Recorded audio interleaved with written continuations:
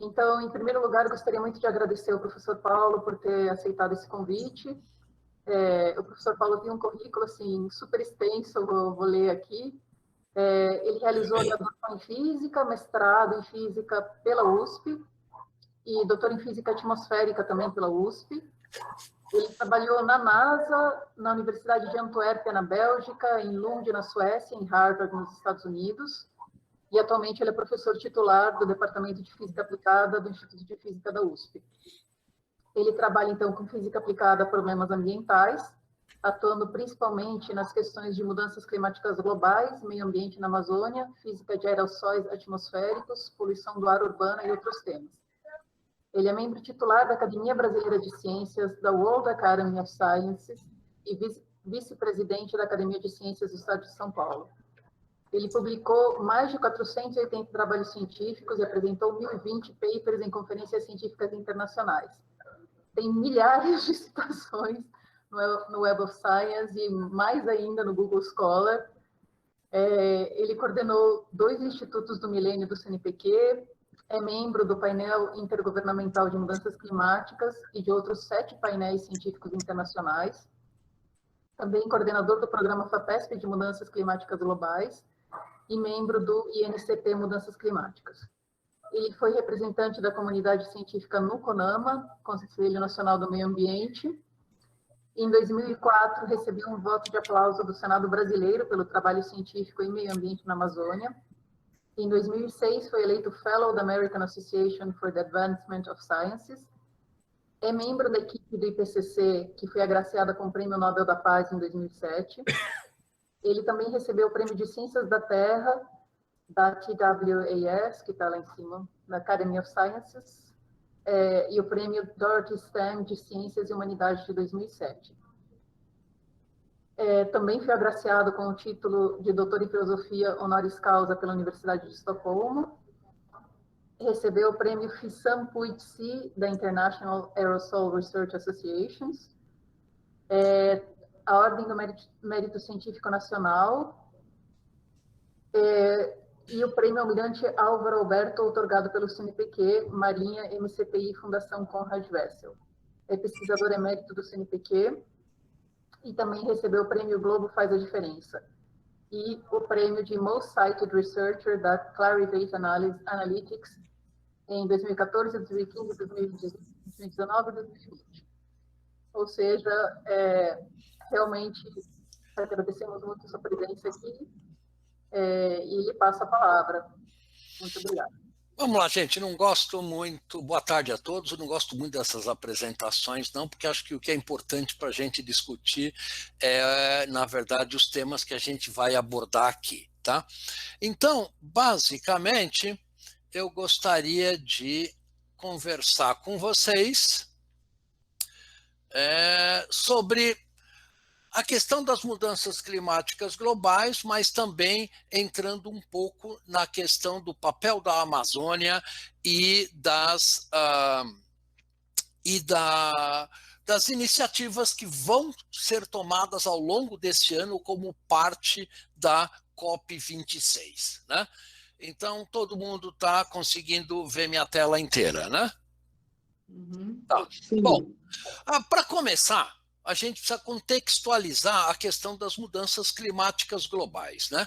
Então, é importante todo mundo perceber que a gente está passando atualmente, na verdade, por 3 emergências globais. Uma é o óbvio, a crise de saúde da pandemia do Covid-19, né? Que está todo mundo imerso nela, ela é muito visível, mas existe 2 outras emergências que não são tão visíveis, mas igualmente importantes.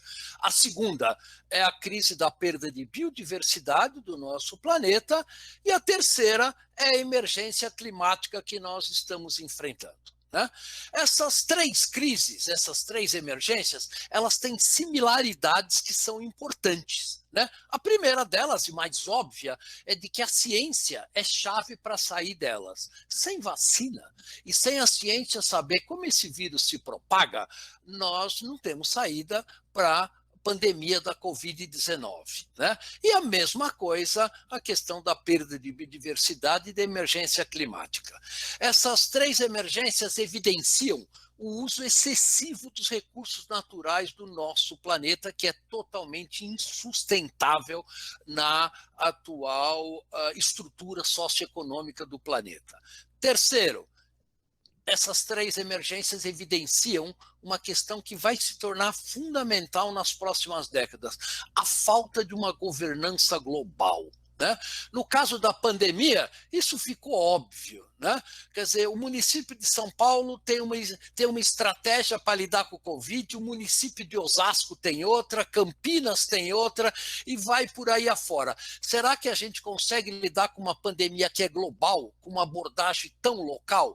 Sem dúvida nenhuma, isso é uma dificuldade importante. E, por último, essas três crises têm impactos sociais e econômicos extremamente fortes. No caso da pandemia da Covid-19, né? Acho que o Brasil já está com 400 mil mortos, pelo menos, mas os impactos da perda de biodiversidade e da emergência climática vão ser igualmente importantes.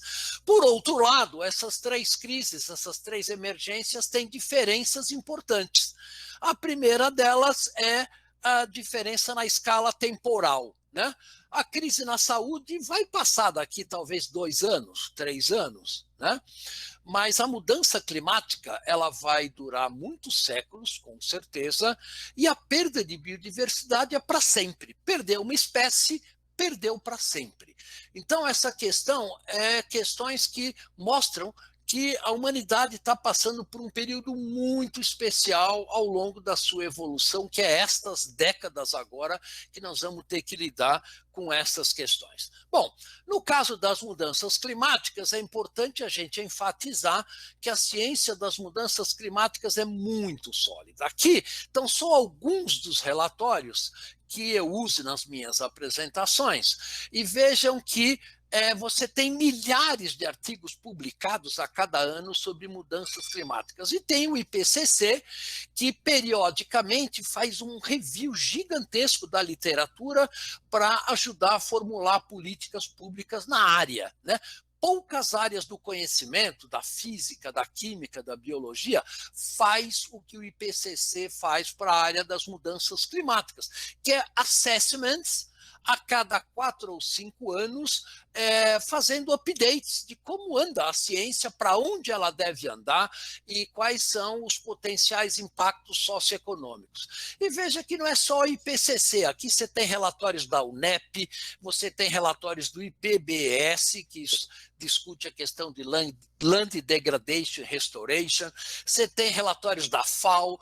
Bom, basicamente hoje é uma questão que permeia do Banco Mundial todas as grandes organizações. Bom, mas para a gente olhar o presente e o futuro das mudanças climáticas, a gente tem que olhar o passado do nosso planeta. Né? A gente aprende o presente e o futuro olhando para o passado. Bom, o nosso planeta tem um passado longo, é só 4,6 bilhões de anos atrás, quando o nosso planeta, na verdade, foi formado, né? E aí a evolução geológica do planeta evoluiu junto com a vida no planeta. Né? Importante a gente ter esses conceitos como base das mudanças climáticas. Né? Teve a época dos dinossauros, etc. e tal. Mas o que não cai a ficha da maior parte das pessoas é que o Homo sapiens, a nossa espécie, apareceu só há 200 mil anos atrás. Né? 200 mil anos perto de 4,6 bilhões é nada do nada do nada. Né? Então nós estamos aqui no planeta no último segundo da história do nosso planeta, e isso é muito importante. E nesses 200 mil anos da nossa evolução, nós vemos que o clima do planeta mudou muito. Né? Ao longo dos últimos 500 milhões de anos, o planeta já foi 14 graus mais quente que hoje, né? O planeta já foi muito mais frio que hoje, no Eoceno, no Plioceno, etc. e tal. Mas olha que curioso, olha o Holoceno, que é a época geológica que a gente está agora, né, ao longo dos últimos 10, 15 mil anos. Tá? O clima foi extremamente estável. Isso permitiu para a nossa espécie desenvolver agricultura, isso permitiu para a nossa espécie se desenvolver. Nossa espécie depende de um clima estável para se desenvolver, né?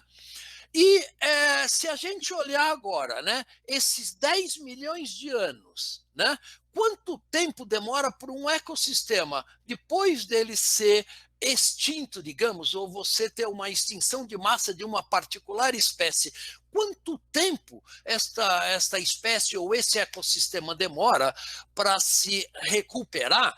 Isso é da ordem de 10 milhões de anos. Então, isso mostra uma responsabilidade realmente muito importante para a nossa espécie nesse momento que a gente está passando agora, né? Bom, agora, em vez de olhar para os 4,6 bilhões de anos, se a gente olhar para os últimos 200 anos, a gente vê que, do ponto de vista de tendências socioeconômicas, a população mundial, o produto nacional bruto, investimento internacional, uso de fertilizante, uso de energia, todas essas tendências socioeconômicas crescem exponencialmente. Né? E esse crescimento exponencial faz com que uma série de tendências do sistema terrestre também cresçam exponencialmente. A temperatura superficial, a acidificação dos oceanos, deposição de nitrogênio nas áreas costeiras, aquacultura de camarão e assim por diante, incluindo concentração atmosférica de CO2, óxido nitroso e metano. Né? Então veja aqui, e inclusive perda de florestas tropicais. E um desafio da ciência é saber quais são os impactos dessas mudanças, tanto das tendências socioeconômicas quanto das tendências do sistema climático terrestre. E nós estamos longe ainda de entender o impacto dessas mudanças no nosso planeta. Uma das mudanças que eu acho que é mais importante que foi publicada no relatório do IPBES em 2018, é esse gráfico aqui de cima, que mostra a apropriação humana da produção de biomassa, né? NPP, Net Primary Productivity.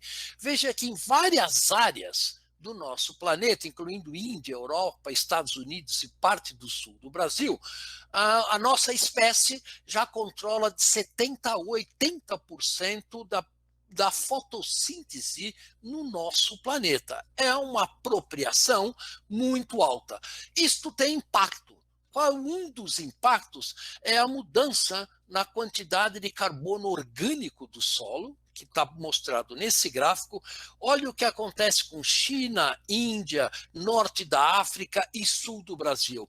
O solo já perdeu de 30% a 50% da quantidade de matéria orgânica, que é onde as bactérias vivem para poder fazer a fixação de nutrientes nas plantas e permitir que haja agricultura, né? Ou seja, nós estamos fazendo com que o solo se torne muito mais arenoso, né? Com muito menos carbono orgânico, comprometendo a capacidade da agricultura para as próximas gerações. Então, veja que o nosso impacto é muito maior do que o que a maior parte das pessoas consegue perceber. O impacto das mudanças climáticas é muito mais do que aquecimento global. É isso que eu estou querendo dar a mensagem. E a grande pergunta é até onde a gente pode ir, né? Ou seja, quais são os limites planetários seguros para a humanidade? Bom, não é uma pergunta fácil de responder, como vocês podem imaginar. Isso foi publicado num artigo na Science, alguns anos atrás, que mostra que de 9 limites planetários identificados, em 4 desses limites planetários, a gente já ultrapassou o que poderia se chamar de seguro. O primeiro é na questão climática, o segundo é na perda de biodiversidade, o terceiro é na mudança de uso do solo e o quarto é nas alterações nos ciclos biogeoquímicos. Então, hoje, a gente já injeta nos ecossistemas muito mais nitrogênio do que a ciclagem natural do nitrogênio.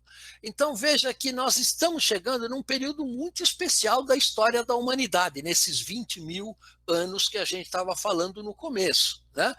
Nós estamos realmente num ponto de inflexão e isso, no final, eu vou discutir como é que a gente resolve essa questão desse ponto de inflexão. Bom, como esse curso aqui da Unicamp é sobre antropoceno, a gente vê na esquerda a capa, né, de uma das Natures, definindo o antropoceno, que é uma época recente em que os humanos e nossa sociedade se tornaram uma força geofísica planetária. Veja a força desta frase, né? Então, tem uma capa muito bonita da Nature, teve várias capas similares na Science e outras revistas, e aqui na direita é uma capa do The Economist de 2011, economistas falando bem-vindo ao antropoceno, ou seja, a nossa espécie tomou conta do planeta e a grande questão é o que nós vamos fazer com essa batata quente que a gente tem agora na mão, tá? Uma das questões fundamentais do antropoceno é a alteração na composição da atmosfera causada pelas emissões globais de carbono. Tá? Então, isso daí, esse gráfico mostra, desde 1850, as emissões em gigatoneladas de dióxido de carbono para a atmosfera, né? E a gente vê que até 1950, basicamente, mudança de uso do solo dominava completamente as emissões de carbono. O que é isso? Destruição de florestas na Europa, nos Estados Unidos e na Ásia. Né? A partir de 1950, a gente tem uma inflexão nessa curva causada pela exploração maciça de combustíveis fósseis. E hoje, combustíveis fósseis corresponde a 83% da mudança das emissões de CO2 para a atmosfera. Né? É importante a gente perceber que se a gente não reduzir esses 87%, não importa o que a gente faça com a Amazônia, mas provavelmente ela não tem a menor chance de sobreviver, como eu vou falar daqui para frente para vocês. Se a gente olhar agora um período mais recente sobre as emissões globais de CO2, em 2019 foi 36 gigatoneladas de CO2, bilhões de toneladas de CO2, 61% acima de 1990. Veja o grau da mudança da composição da atmosfera que a gente está fazendo. Em 2020, por causa da pandemia, esta concentração de CO2, essa emissão de CO2 caiu para 34,1 gigatoneladas de CO2, 7% abaixo de 2019. Curiosamente, o IPCC recomenda que nós temos que reduzir as emissões de CO2 de 5% a 7% ao ano, todo ano, de 2020 até 2050, para limitar o aquecimento global em 2 graus Celsius. Então, vocês imaginam o impacto socioeconômico e na nossa sociedade, tendo uma pandemia que nem essa da Covid-19, continuamente ao longo dos próximos 30 anos. Né? Então, não é uma tarefa fácil que a nossa humanidade tem para fazer.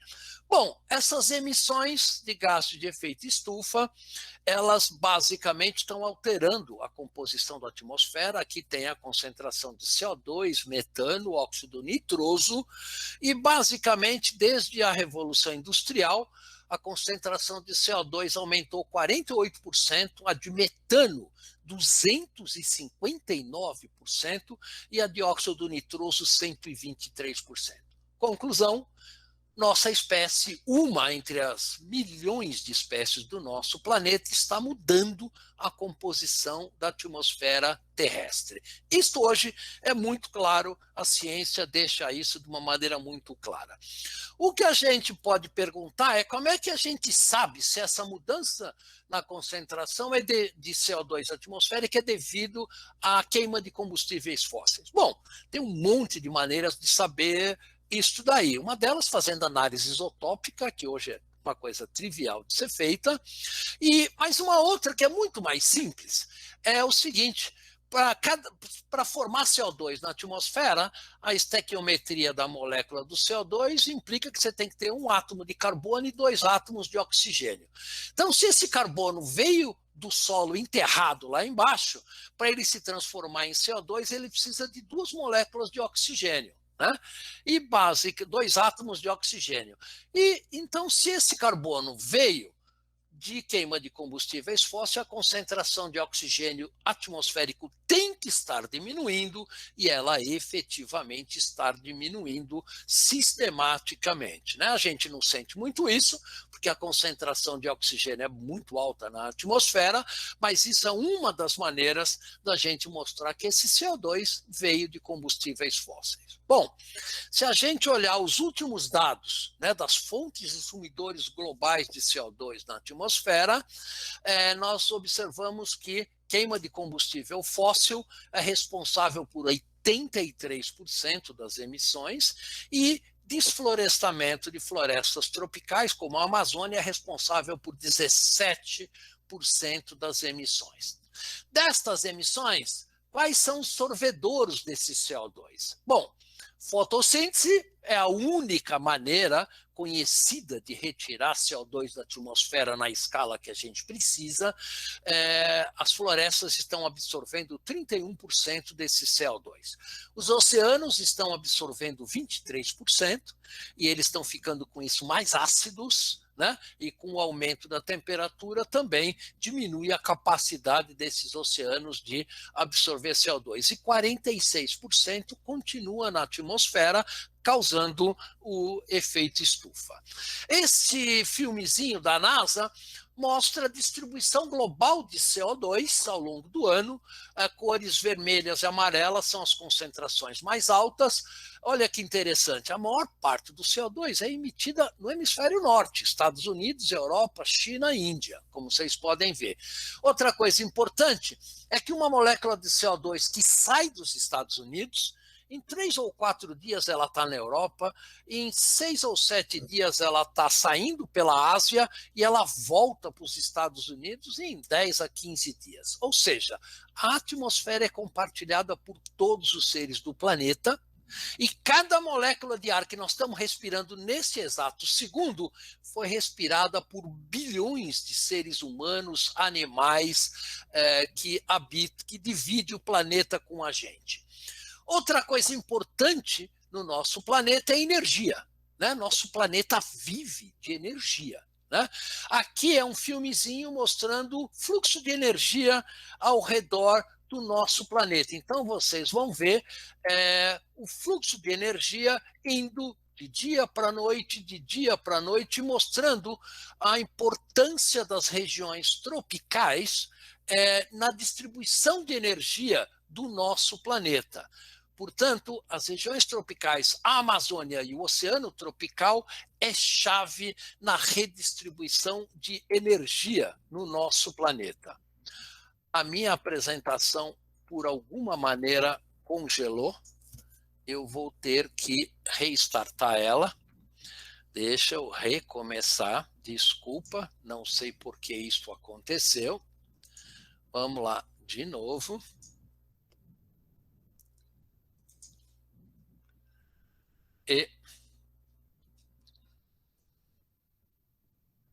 Perfeito. Tá compartilhada a tela? Ainda não. Ainda não. Então, espera aí. Deixa eu sair daqui. Compartilhar a tela de novo.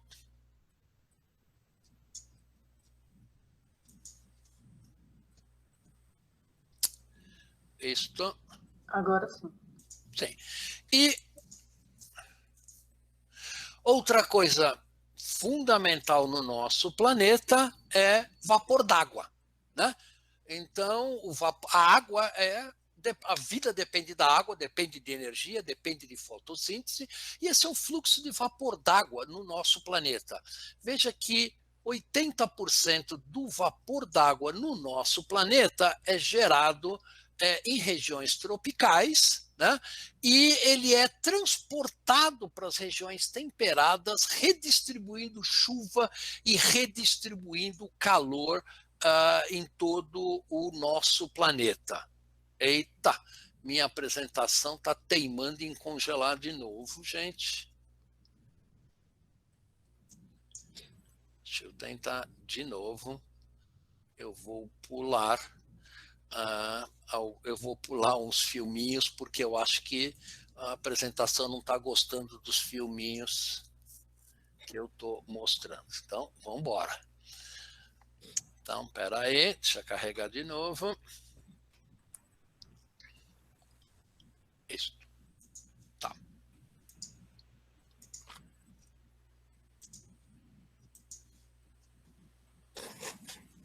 Bom,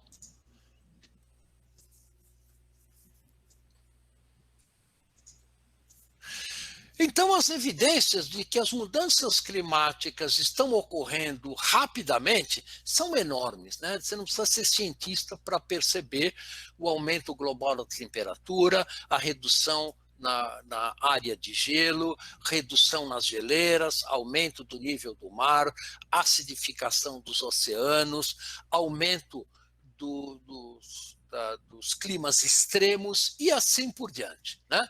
Bom, a face mais visível do aquecimento global é, obviamente, o aumento da temperatura. Esse gráfico mostra desde 1880 até 2017 o aumento da temperatura. Veja que, a partir da década de 60, o aumento sistemático da temperatura basicamente ultrapassa a variabilidade climática natural, que é muito alta, e hoje o nosso planeta, em média, já está 1,25 graus Celsius mais quente do que antes da Revolução Industrial. Só que a temperatura média não quer dizer muito. Olha que interessante esse gráfico. Este gráfico mostra a anomalia da distribuição da temperatura ano a ano. Ixi, Maria.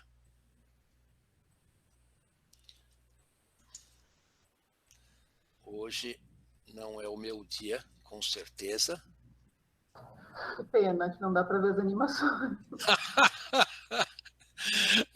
Espera um pouquinho, deixa eu ver. Só se eu restartasse meu computador, que com certeza aí poderia dar certo, mas eu vou...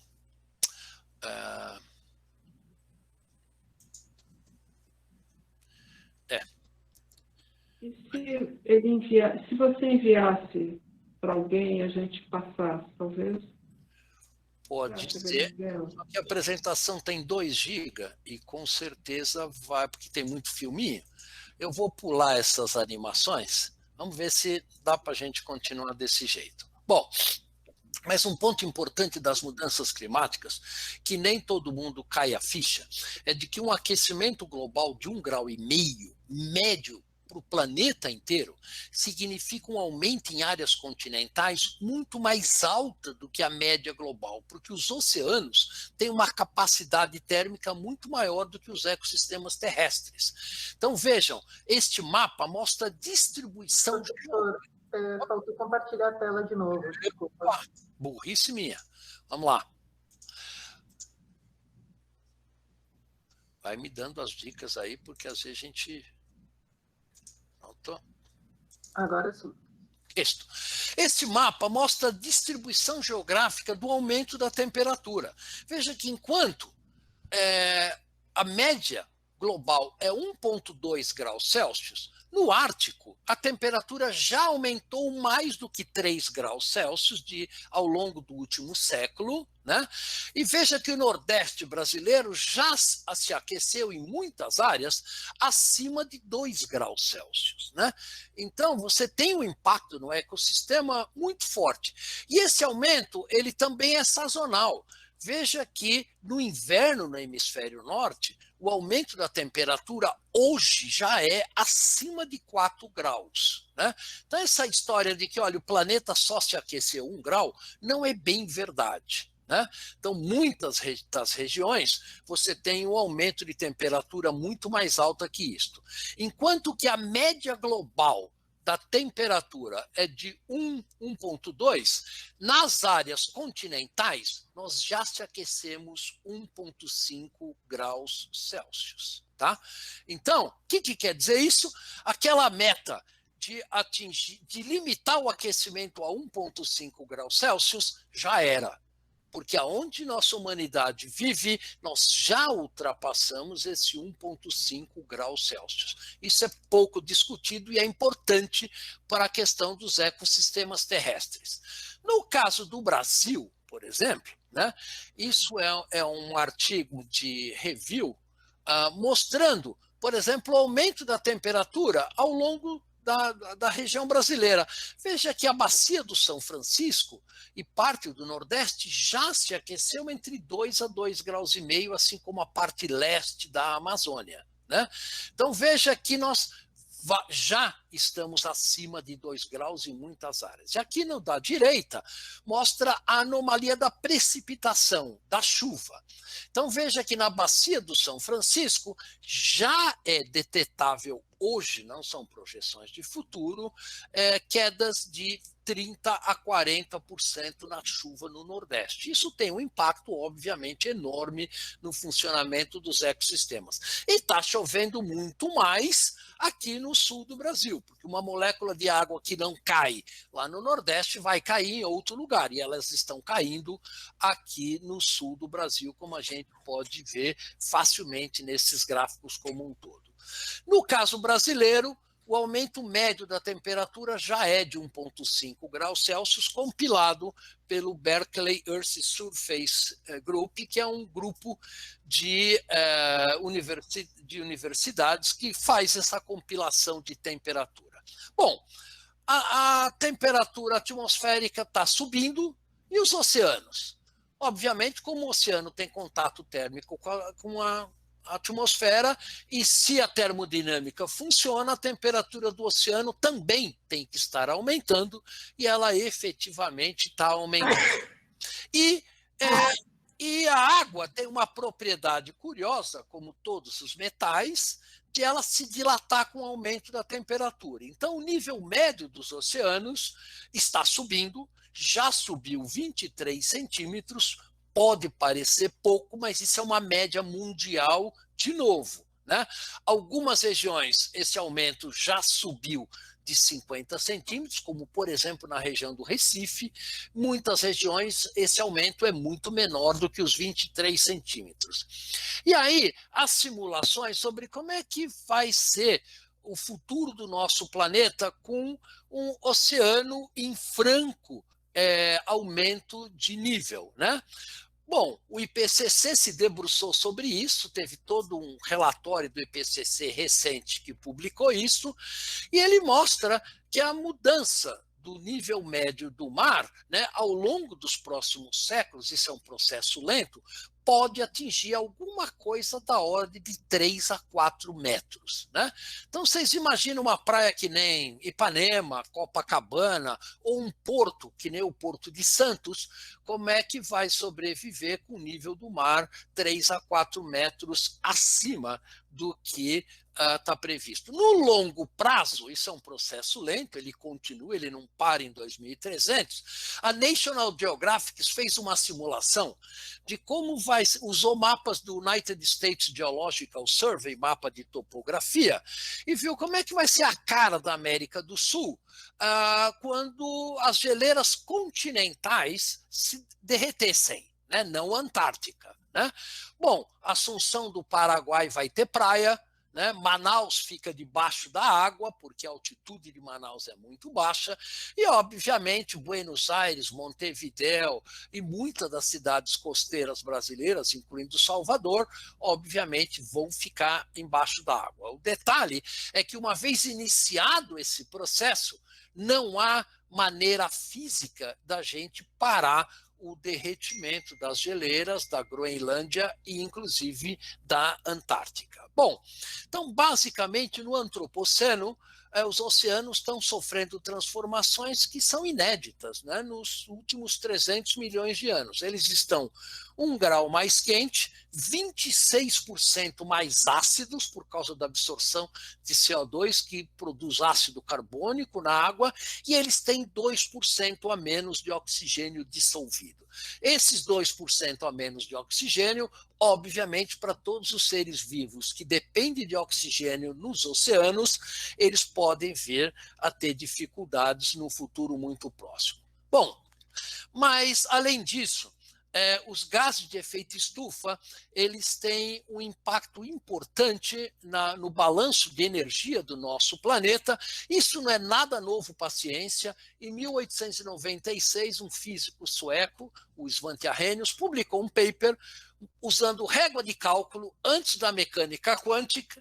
Ele mostrou num paper de que se a gente dobrasse a concentração de CO2, a temperatura do nosso planeta aumentaria em 5 graus Celsius. Né?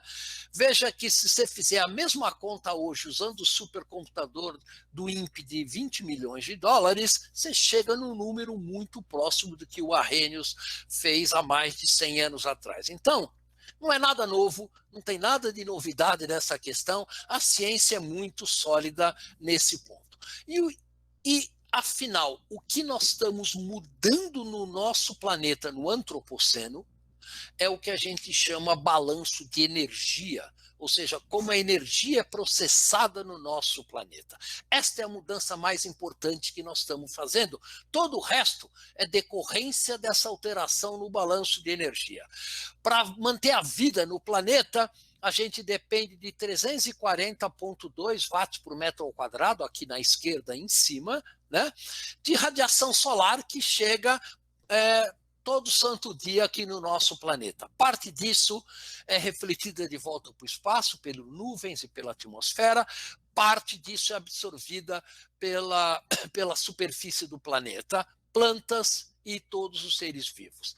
A gente usa essa energia e joga fora energia no infravermelho. A diferença da entropia entre a energia que entra e a energia que sai é o que mantém a vida no nosso planeta, a organização da vida, e sai radiação infravermelha para o espaço, e nós estamos aumentando esse elo de realimentação, que é o cobertor que mantém o nosso planeta numa temperatura muito estável até algumas décadas atrás, como vocês viram nas transparências. Então, nós estamos mudando o balanço de energia do nosso planeta.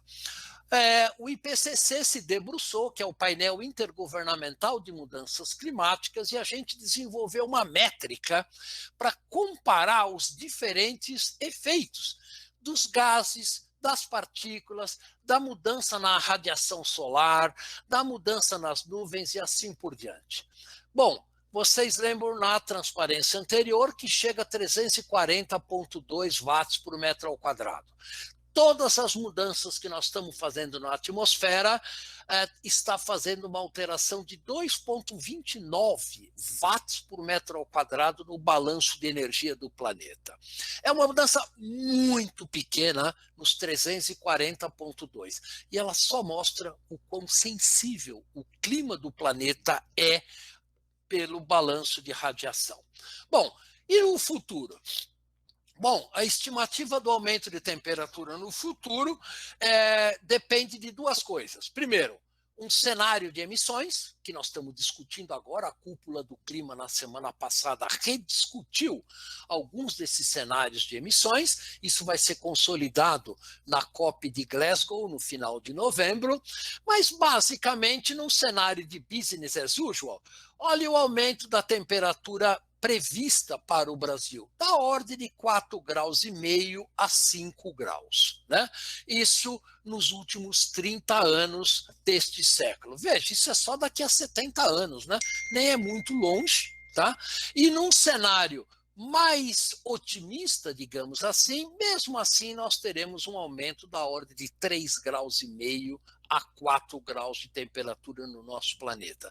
O Ártico vai se aquecer mais de 8 graus Celsius e, obviamente, nós vamos ter um planeta muito diferente do que a gente tem hoje. Então, esses são os cenários que a ciência mostra para a gente do ponto de vista de emissões.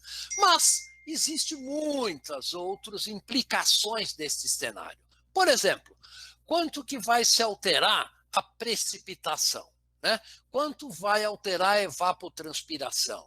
Quanto vai alterar a umidade do solo, que é essencial para a agricultura? Olha esse mapa do IPCC, do relatório de 2013, né? Da mudança da umidade do solo ao longo do Brasil como um todo. Veja, são reduções muito importantes, o que vai impactar, obviamente, a produtividade agrícola aqui no Brasil, não só aqui, mas veja nos Estados Unidos e veja na Europa. Esse é o grau de preocupação que a gente tem que ter hoje. Né? E isto, de uma certa maneira, já está acontecendo. Aqui tem um paper do Marengo, né, que foi publicado no Climatic Change, mostrando novas zonas áridas que apareceram nos últimos 5 anos na divisa entre Sergipe, Bahia e Piauí. Então veja que é um processo que não é um processo para o futuro, é um processo que já está acontecendo, tanto pelos modelos quanto pelas observações. E não são só cientistas que observam isso. Isso é um mapa que eu peguei da Embrapa, Informática Agropecuária, mostrando o déficit de água no Brasil. Né? Primeiro, de 1986 a 2015, onde déficit alto e muito alto era limitado essencialmente à região do Nordeste. Mas olha, 10 anos depois, olha na atual década e olha a previsão para 2030, para 2040. Né? Então veja que a própria Embrapa já está fazendo previsões de que, olha, Mato Grosso e Goiás vão ser regiões onde nós podemos vir a ter, né, muito alto déficit de água. Isso, obviamente, é crítico para a agricultura. O INPE também faz as suas próprias previsões, e aqui, por exemplo, está um dos artigos do INPE mostrando um aumento de temperatura da ordem de 6 a 7 graus para a parte leste da Amazônia e para o Brasil central. Então, vocês vejam Cuiabá, que normalmente no verão bate 41, 42 graus, quando nós tivemos 47, 48 graus em Cuiabá, como é que nós vamos se virar? E o mapa da direita é o mapa da mudança na precipitação, que é muito parecido com aquelas simulações que a Embrapa faz. Ou seja, nós estamos desenhando um planeta que é muito diferente do que a gente tem hoje. Né? E aí entra uma das questões que está muito em voga de discussão agora sobre o papel da Amazônia. Né?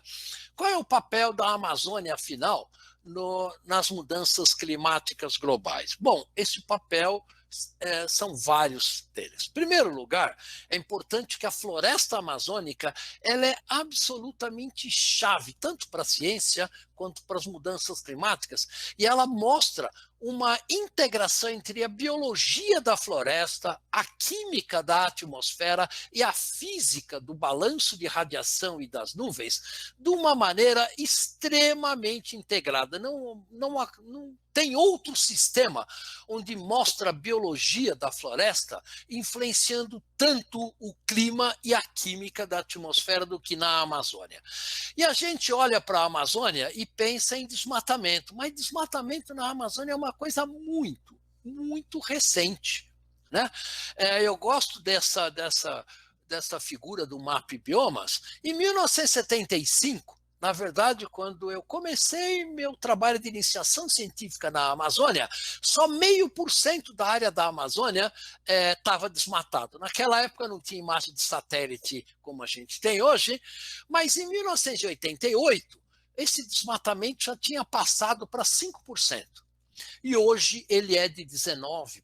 Então, veja, é um processo extremamente rápido. A gente esquece que há 30, 40 anos atrás, basicamente a Amazônia estava quase igual quando o Cabral chegou aqui no Brasil.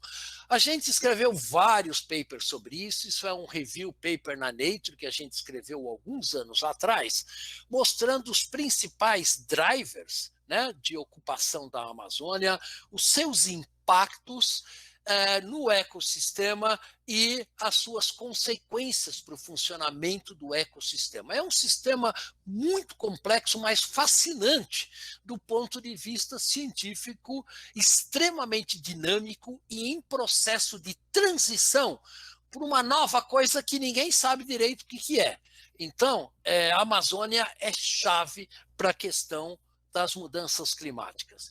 E uma das questões chaves da Amazônia é o desmatamento, né? Esse mapa mostra de 1977 até 2020 o desmatamento da Amazônia em quilômetros quadrados por ano, e o Brasil já desmatou 27 mil quilômetros quadrados em 2003, e esse desmatamento caiu para 4 mil quilômetros quadrados em 2011. Então, ele mostra claramente, e esse foi o período onde a agricultura brasileira mais se expandiu em toda a época do Brasil. Portanto, mostra, é possível reduzir o desmatamento da Amazônia? Sim. É barato, é fácil, e pode ser feito rapidamente. Na verdade, não existe nenhuma maneira mais barata de reduzir emissões do que reduzir desmatamento de florestas tropicais. Mas, de 2011 para cá, esse desmatamento está aumentando. Hoje nós estamos de volta com 10.500 quilômetros quadrados desmatados a cada ano, o que é realmente um desastre, não só do ponto de vista ambiental, econômico, de perda de biodiversidade, climático, mas um desastre também do ponto de vista diplomático internacional. E a gente vê que as emissões de queimadas na Amazônia, associado com desmatamento, alteram o continente sul-americano praticamente inteiro. Então, veja aqui, metade da América do Sul coberta por fumaça de queimadas associadas com desmatamento, né? E por onde saem essas queimadas, sai muito aqui pelo sul do Brasil. Isto pode ser observado, por exemplo, aqui tem 20 anos de medidas da coluna de aerossóis na Amazônia, mostrando o impacto enorme que a gente tem durante a estação de queimada e durante a estação úmida na Amazônia. A atmosfera tem uma composição radicalmente diferente e isso impacta na fotossíntese, isso impacta no funcionamento da floresta como um todo, né? E mais um filminho que eu esqueci e que travou a minha apresentação. Desculpa, de novo, eu vou ter que tirar todos esses filminhos se eu quiser para a gente já ir para a finalização. Deixa eu tirar esse filminho e a gente já vai para a última parte dessa discussão. Espera aí. Tá. Isto. Tá. A partir daqui não há nenhum filminho. Legal.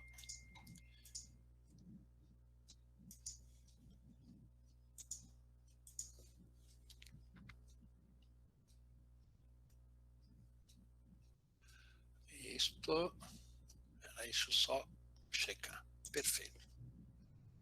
Depois eu vou disponibilizar a apresentação para vocês com todos os filmes que eles são legais da gente ver, né?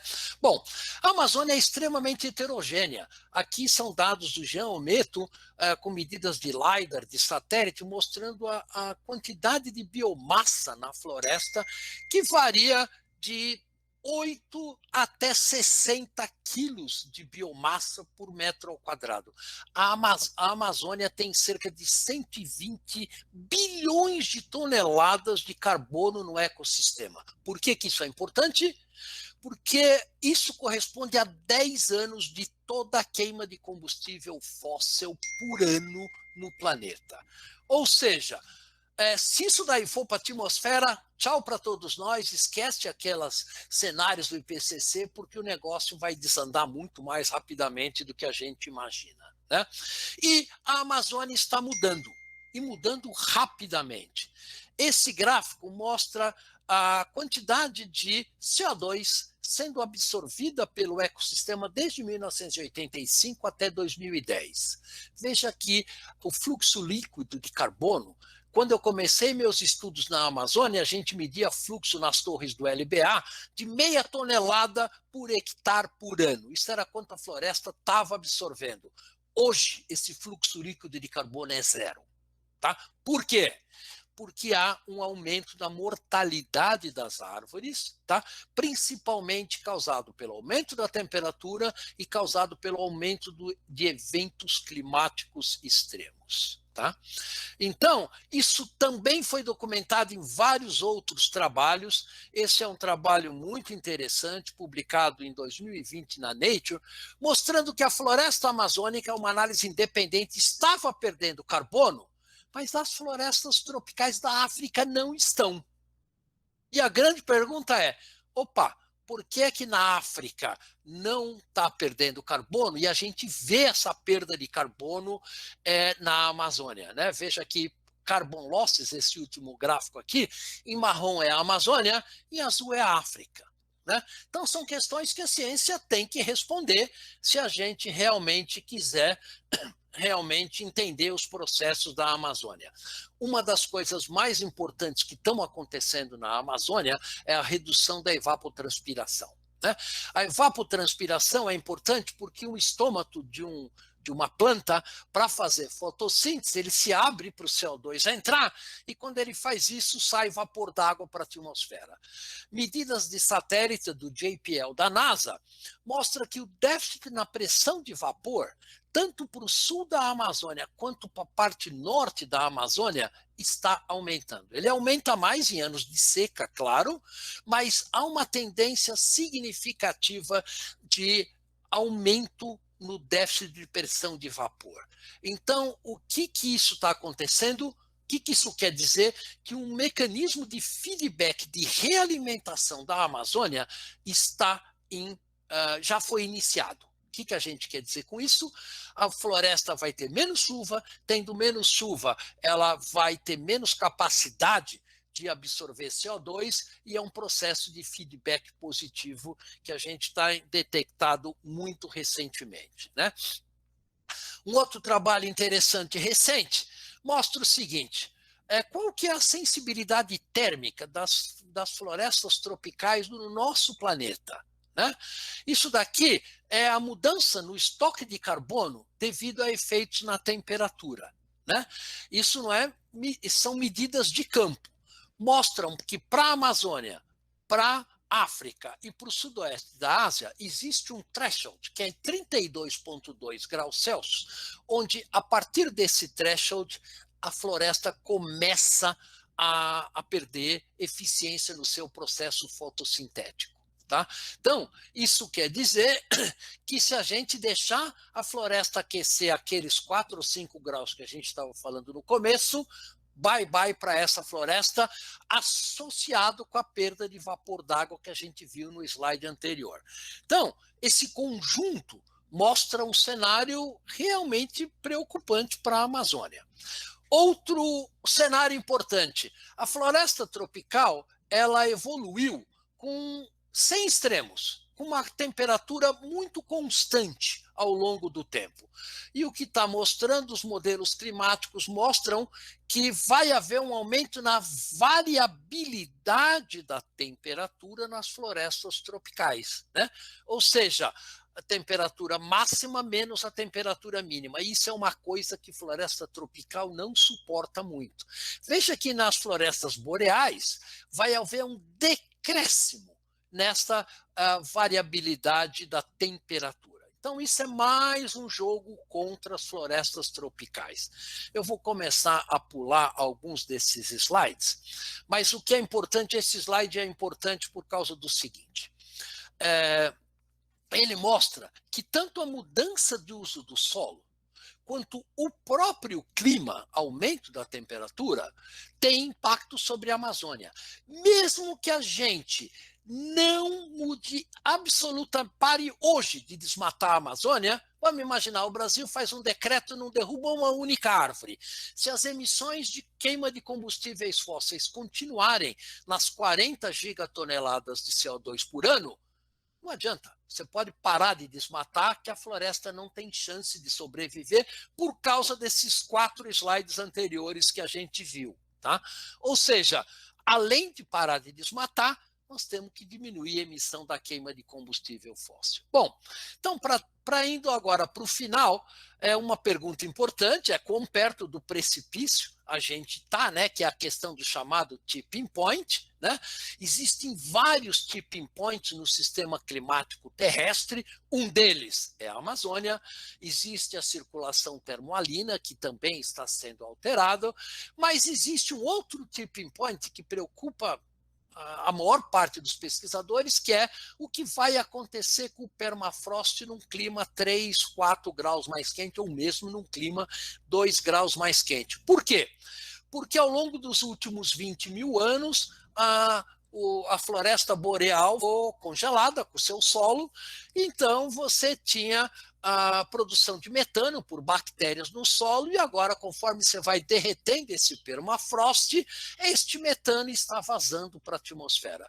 E o metano é importante porque ele tem o greenhouse warming potential de 21, ou seja, cada molécula de metano é 21 vezes mais forte para fazer efeito estufa do que uma molécula de CO2. Então, metano é um gás-chave para as mudanças climáticas, né?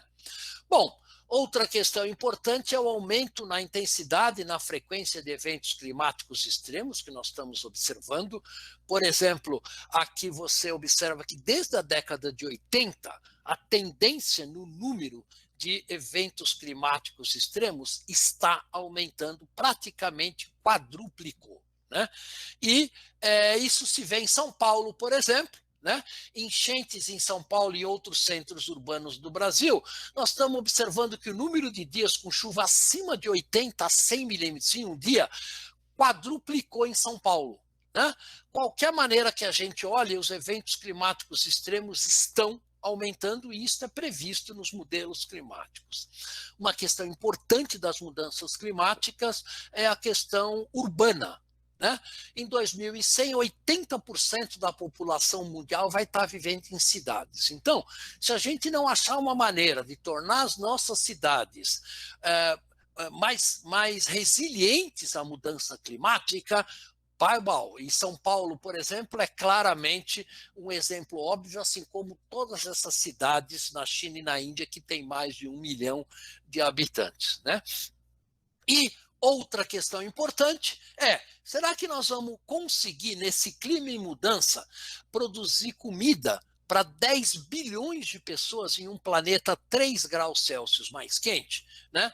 O World Economic Forum, junto com a FAO, fez essa simulação, e olha o caso do Brasil. Veja o que acontece com a mudança na percentagem de produtividade agrícola para o Brasil, prevista entre 2016 e 2050. Veja, é só daqui a 30 anos. Né? Bom, então, se eu fosse do agronegócio, eu certamente iria ficar muito preocupado com isso, mas olha o que acontece com todas as regiões tropicais do planeta. Então, isso é uma questão extremamente importante. Né? E é importante a gente perceber também que a cadeia alimentar, né, criação de vaca e criação de carne, né? Produção de carne e criação de arroz e alimentos em geral, são 34% das emissões globais. No Brasil, o SEG estima que ele é 75% das emissões brasileiras. Bom, a pergunta é a seguinte: como se tornar neutro em carbono, sendo que todo mundo vai ter que continuar comendo? O que nós vamos fazer com essas 34% das emissões globais hoje, que em 2050 só vão aumentar? E veja que todos os países têm emissões muito fortes associadas com a produção de alimentos. Né? Bom, Então, há soluções para essa situação? A resposta clara é sim. Né? Tem solução? Tem. Basta a gente querer. Né? Então, nós vamos ter que fazer um uso muito mais eficiente de energia, nós vamos ter que estruturar uma nova economia baseada em energia sem emissão de carbono, nós vamos ter que aumentar os sinks do carbono, mas principalmente ter mudança no estilo de vida e mudanças comportamentais. Sem isso, esquece. Nós vamos atingir aqueles cenários que vocês viram no começo, que não são cenários confortáveis para a gente. Isso é reconhecido não só por cientistas, não só por ambientalistas, mas também por economistas. Isso eu tirei agora do relatório do Fórum Econômico Mundial, feito por economistas, que mostram que em 2020, os 5 maiores riscos globais são todos associados com as questões climáticas, incluindo a perda de biodiversidade. Né? Então, isso hoje se tornou um risco para os bilionários do planeta continuarem ganhando dinheiro com o negócio deles. Né? E do ponto de vista de impactos, dos 5 maiores riscos de impactos, fracasso na ação climática, perda de biodiversidade e aumento dos eventos climáticos extremos estão entre os maiores riscos. Então, isso são preocupações de economistas. Então, isso saiu da agenda científica. Bom, então, indo para terminar, saída temos. Foi perguntado para o IPCC como é que a gente faz para limitar o aquecimento global em 1,5 graus Celsius. O IPCC falou, é fácil. Né? Você, a partir de 2020, começa a reduzir as emissões de CO2, né? Significativamente até 2050, zerar essas emissões de carbono e, a partir de 2050, ter emissões negativas de carbono que ninguém sabe como é que é. Para quê? Para compensar as emissões de produção de alimentos. Né? Então, veja que é um desafio para a humanidade que a humanidade não teve nos últimos 20 mil anos. Não vai ser fácil. É possível? É. Mas nós vamos ter que mudar todo o nosso sistema socioeconômico. Nós vamos ter que reduzir em 70% as emissões de metano, né? Isso implica diminuir o consumo de carne, temos que reduzir 90% das emissões de black carbon e assim por diante. Né? Então, são mudanças profundas na nossa estrutura socioeconômica. Para isso, a única ferramenta que a gente tem hoje é o Acordo de Paris, que está sendo renegociado agora com a iniciativa do Climate Summit do Biden, na semana retrasada. E o curioso é o seguinte, se todos os países hoje cumprirem as suas metas do Acordo de Paris, e muitos países não vão cumprir, né? Brasil, Alemanha, Estados Unidos, entre eles, né? O planeta ainda se aquece em torno de 3,2 a 3,3 graus Celsius. Bom, vamos fazer uma conta muito simples, levando em conta que todo mundo cumpre as suas obrigações. Então, nós temos 3,2 graus de aquecimento médio. Em áreas continentais, como vocês viram naquela distribuição geográfica do aquecimento, isso significa um aquecimento da ordem de 4,2 graus Celsius. Se a gente remove a poluição do ar e os aerossóis que mascaram o aquecimento, isto faz um aquecimento adicional de 0,7 graus, chegando a 4,9 graus Celsius. Se a gente lembrar que 80% da população vai viver em áreas urbanas e que a gente vai ter uma intensificação da ilha de calor urbana, isso adiciona 1 grau Celsius, totalizando 5,9 graus, aonde a população vai viver em 2050. Ou seja, o Acordo de Paris está nos levando para um aquecimento nas cidades de 5,9 graus Celsius. Então, isso não vai ser nada trivial a gente ter cidades como Teresina, como Manaus, como Cuiabá, 5 graus mais quente do que hoje, isto na perspectiva otimista de todos os países cumprirem o Acordo de Paris. Bom, além desses aspectos, digamos assim, científicos, nós temos aspectos éticos, onde a encíclica do Papa Francisco é o melhor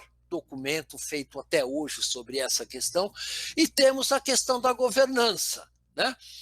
A governança global é uma questão absolutamente chave. Quem vai fiscalizar o cumprimento dessas metas prometidas pelos países? Que tribunal vai julgar os Estados Unidos, o Brasil ou a Alemanha por não cumprir as suas metas? Quem vai impor essas penalidades, né? São questões que a gente vai ter que discutir como sociedade. E tem uma questão fundamental para terminar, que é a questão da desigualdade, né? Aqui nessa parte de cima dessa transparência são os países que causaram essa questão que a gente está hoje, responsáveis por 80% das emissões de gás de efeito estufa. E aqui embaixo são os países mais vulneráveis à mudança climática, né?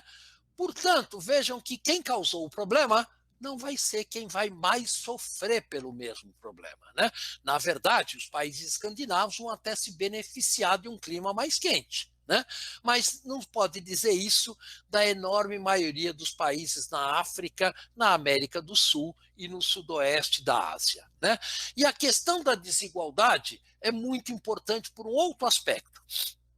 Aqui na esquerda está o consumo em uma semana de uma família na Alemanha. Aqui de uma família na Itália, aqui de uma família no Equador e aqui de uma família no Chad, né? Veja que esta família no Chad e no Equador vai subir de renda nos próximos 30 anos, muito provavelmente. E para tornar o planeta sustentável, isso só vai ser possível se o mundo desenvolvido diminuir o seu nível de consumo. E a grande pergunta é, eles vão topar fazer isso, né? Para o benefício deles e do planeta como um todo? É uma questão em aberto. Então, é importante a gente ver que a ciência é a base desse edifício das mudanças climáticas, né? Mas não é o único ingrediente, né? A sociedade é muito mais complexa do que só ciência. Nós temos a questão econômica, temos a questão da organização da sociedade como um todo, tem a questão da governança e de direito, que vai regular o processo de adaptação e de mitigação às mudanças climáticas. E esse edifício, nós já estamos começando a construir ele agora, se a reunião de Glasgow da COP26 tiver sucesso. Agora, para terminar, essa é a minha penúltima transparência, é importante a gente perceber que o planeta está mudando rapidamente e as 6 grandes transformações necessárias para o mundo em 2050, né, é o report preparado por o The World in 2050, que está aqui, é que nós vamos ter que mudar os nossos hábitos de consumo e produção, como a gente viu. Nós estamos passando por uma revolução digital, né, com a questão de inteligência artificial, os nossos celulares, internet, a demografia do planeta e a educação e a capacitação estão mudando rapidamente. Como eu falei, a questão da urbanização e das cidades vai ter que mudar rapidamente. A produção de alimento, o uso da terra, oceanos, florestas vão ter que encontrar um novo equilíbrio que seja sustentável e nós vamos ter que mudar toda a maneira com que a gente produz e usa energia. Isto tudo dentro dos Objetivos de Desenvolvimento Sustentável. Este é o desafio que o nosso planeta tem, pelo menos nos próximos 30 anos, e isso tem que ser trabalhado de uma maneira integrada. Não adianta olhar só para as mudanças climáticas, só para a revolução digital e assim por diante. Para isso, a ONU desenvolveu os chamados 17 Objetivos de Desenvolvimento Sustentável, que todos vocês conhecem, mas o que ninguém pensa muito é que para atingir esses objetivos de desenvolvimento sustentável, você vai ter que gastar muito dos recursos naturais. O IPCC fez um cálculo dos 17 SDGs, quanto que nós temos de efeitos potenciais positivos e quanto que nós temos de efeitos negativos no clima, né? Quais são os trade-offs e quais são as sinergias? Por exemplo, para fornecer água limpa e saneamento básico para a população, você vai ter que gastar muita energia, você vai ter um impacto na terra, você vai ter que fazer uma mudança radical e, com isso, você vai ter que aumentar o consumo de energia, por exemplo. Então, esses trade-offs são importantes para a gente começar a pensar na implementação dos SDGs. E, por último, é importante que a ciência tenha um papel fundamental em construir esse lugar seguro e justo para a humanidade, que possa fazer o link entre os limites ambientais máximos que o nosso planeta permite com seus recursos naturais limitados e as necessidades básicas da população: educação, igualdade de gêneros, energia, emprego e assim por diante, né? Então, basicamente, a ciência ainda tem que achar uma maneira de fazer esse chamado desenvolvimento econômico inclusivo e sustentável, e precisamos de muita ciência interdisciplinar para construir esse espaço. Então, basicamente, o recado final é que a gente precisa, então, de ciência sólida em todas as áreas do conhecimento para a gente encontrar meios de usar os recursos naturais do nosso planeta de um mundo muito mais eficiente e inteligente que a gente tem feito até agora. Tá joia? Então, obrigado pela atenção, gente. Eu vou parar de compartilhar e agradeço a atenção de vocês. Desculpa se eu passei alguns minutinhos do meu tempo. Professor, queria agradecer, foi extraordinária a palestra, foi muito boa. Eu queria fazer um comentário rápido, que essa é a quarta palestra sua que eu assisto, e o nível de sair daqui desesperado, acho que aumentou exponencialmente nos últimos 4 anos. Eu vou ali me suicidar e já volto. Não é o caso, mas a gente pode discutir. Mas, bom, tem muitas perguntas aqui no fórum, então eu vou ir falando as perguntas para você. Então, a primeira pergunta é da Raíssa Godoy. Ela diz: ouvi dizer que nesse fim de ano vai esfriar muito e que isso vai durar 3 décadas, mas não me aprofundei nessa informação. Aparentemente faz parte de um ciclo solar. Você poderia comentar? Olha, gente, a gente precisa tomar super cuidado com uma questão hoje chamada fake news. Né? Quer dizer, em todas as áreas, não é só na pandemia, é na área climática, é em todas as áreas do conhecimento, a gente vê uma disseminação, digamos assim, de informações ou mal coletadas espontaneamente ou intencionalmente. Quer dizer, eu desconheço qualquer possibilidade de resfriamento ao longo das próximas décadas, muito pelo contrário. O que a ciência mostra de uma maneira muito clara é que não só por resultados de modelos, mas por medidas de campo, que o planeta está em franco aquecimento, como a gente viu. E a gente precisa tomar extremo cuidado com a questão da disseminação de fake news. Certo. Pergunta do Gabriel Pires de Araújo. De acordo com os gráficos apresentados no início, teve uma expansão estrondosa do impacto da humanidade depois da Revolução Industrial e da expansão do capitalismo. Caberia, então, dizer que isso decorre mais do sistema econômico e não do ser humano em si? Seria melhor chamar de capitaloceno? Boa pergunta, boa observação. Bom, isso daria uma discussão por horas, né? Mas, obviamente, o sistema socioeconômico que nos trouxe até aqui, que nos trouxe essa pandemia, que nos trouxe as mudanças climáticas, que está destruindo os recursos naturais do nosso planeta, vai ter que mudar. Não precisa ser muito esperto para perceber que dentro do atual sistema econômico a gente não tem saída. Vai ser uma pandemia de Covid-19 a cada 5, 10, 15 anos, né? Vai ser secas importantes, vai ter aumento de eventos climáticos extremos, como a gente já está observando agora, e assim por diante, né? A grande questão nem é essa. A grande questão é: nós vamos fazer uma transição para qual novo sistema econômico? Ninguém sabe. Ninguém tem a resposta para isso. Isso eu acho que vai ter que ser construído por um novo sistema de governança global que a gente precisa ter para a gente sair desse enrosco que o atual sistema, que é baseado no quê? Uma empresa só consegue fazer previsão para 2, 4, no máximo 5 anos. Um governo faz um plano de governo para 4 anos. Quem pensa no planeta daqui a 10, 20, 30 ou 50 anos? Nenhuma empresa e nenhum governo. Isto, obviamente, vai ter que mudar. Né? É muito claro. O que não é claro é mudar para onde, para quê e de que jeito. Né? Porque as forças que mantêm o sistema hoje são muito fortes. Veja a dificuldade de implementar redução de emissões de gás de efeito estufa. Veja a dificuldade, os nossos automóveis de hoje têm o mesmo ciclo termodinâmico dos automóveis de 100 anos atrás. Né? Então, veja que a inércia do sistema socioeconômico é gigantesco e nós não temos esse tempo todo no futuro.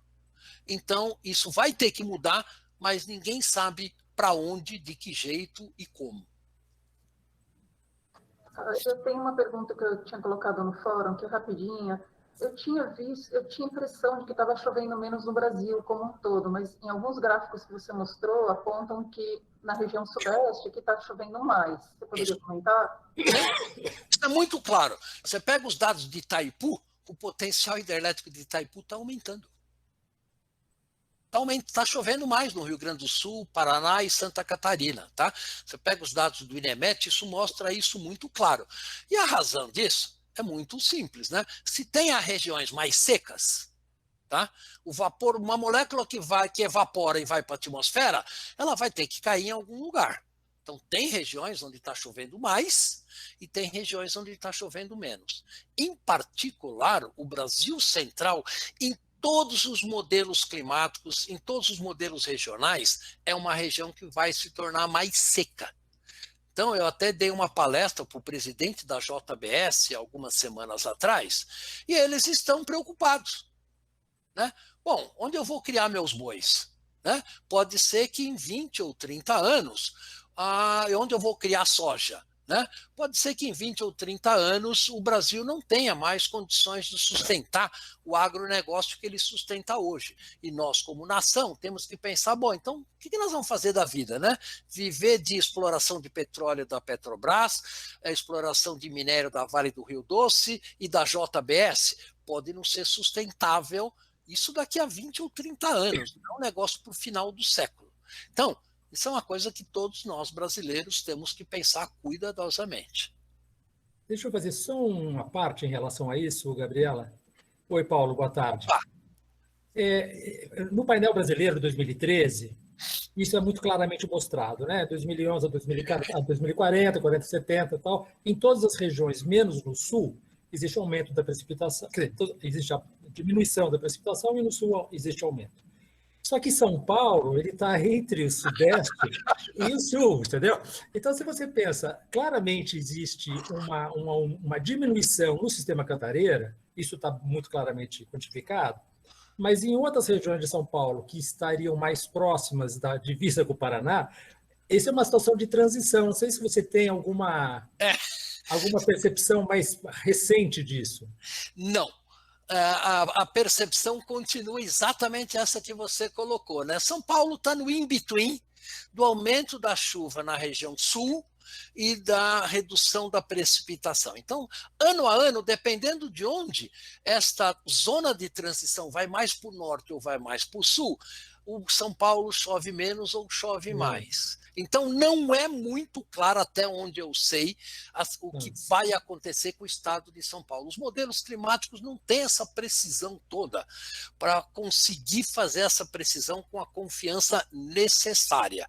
Só quando realmente fica muito claro, que vocês viram os modelos climáticos da Bacia do São Francisco, é chocante. Né? Então, isso é muito claro. Agora, São Paulo cai numa zona difícil de fazer previsão. Em todo caso, o sistema Cantareira é claramente identificado já como um declínio, isso não há dúvida nenhuma. Obrigado. Uma pergunta da Camila Bonifácio. Ela diz, professor, vi em algum lugar, não me lembro onde, que os oceanos absorvem mais CO2 que florestas, além da absorção de nitrogênio, e que cuidar para que os oceanos não morram é muito mais crucial do que cuidar da Amazônia, por exemplo. Poderia comentar isso, por favor? Olha, é difícil dizer o que é mais crucial nessa situação emblemática que a gente se encontra, né? Obviamente, os oceanos são um importante absorvedor de CO2, né? Tanto quanto as florestas como um todo, e é igualmente importante cuidar das florestas quanto cuidar dos oceanos. Eu diria assim, porque elas têm impactos diferentes. Não pode comparar banana com laranja, mas os oceanos estão tendo vários outros problemas. Primeiro, com o aquecimento global, você está diminuindo a capacidade dos oceanos de absorver oxigênio da atmosfera, né? E isso está alterando a biota oceânica, né? E segundo, com o aumento da temperatura, tá? Os oceanos estão perdendo capacidade, com o aumento do pH, né? Os oceanos estão se tornando mais ácidos, eles estão perdendo capacidade de absorver CO2 da atmosfera. Então, aquela fração de 43% do CO2 que fica na atmosfera está mudando, né? O próximo relatório do IPCC faz simulações sobre isso, eu não posso mostrar esses dados ainda, porque está ainda em discussão, mas aqueles 43% que ficam na atmosfera causando efeito climático, em 2050 vai ser da ordem de 55%, e os oceanos vai diminuir. Tá? Então, nós estamos vendo que o sistema dinâmico está se reajustando a uma nova realidade de clima. Isso está afetando tanto os ecossistemas terrestres, vocês viram os gráficos sobre florestas tropicais na Amazônia, África e assim por diante, quanto também nos oceanos. Os oceanos têm uma complexidade maior que a ciência conhece muito pouco deles. A nossa ignorância sobre o funcionamento do oceano é muito maior do que a nossa ignorância sobre o funcionamento dos ecossistemas tropicais. Então, a gente vai ter que intensificar estudos sobre os oceanos para discutir a sustentabilidade da vida do oceano, que é tão importante quanto a vida nos ecossistemas terrestres. Isso a ciência tem que fazer. Certo. Uma pergunta do Gabriel Pires de Araújo. É possível diferenciar o quanto desse aumento da temperatura nas áreas continentais decorre das concentrações de gases de efeito estufa na atmosfera e quanto decorre das mudanças no solo, urbanização, desmatamentos? Sim. Isso sim é fácil, tá? Veja que a área usada pelo planeta para urbanização é muito pequena, né? Eu lembro de que alguém fez uma conta que se você pintar todos os telhados de branco como solução para aumentar o albedo terrestre, todas as áreas das casas do planeta todo não passa de 0,5% da área do planeta, tá? Então, as áreas urbanizadas têm uma área muito pequena. As áreas de agricultura é outros 500. Tá? Então, as áreas agriculturáveis é uma fração significativa, tanto é que um dos métodos de geoengenharia climática é produzir plantas que têm um albedo maior para resfriar mais o planeta e usar essas plantas em plantações em larga escala. Né? Isso não vai funcionar por outras razões, mas a parte do impacto da agricultura é muito grande, mas a parte da área ocupada pelas áreas urbanas ainda é pequena, apesar de 70% da população viver em áreas urbanas. Pergunta do Matheus de Matos Lana. Professor, o aquecimento global causa alterações também na corrente do Golfo. Essas alterações são muito preocupantes? E quais são as possíveis consequências dessas mudanças?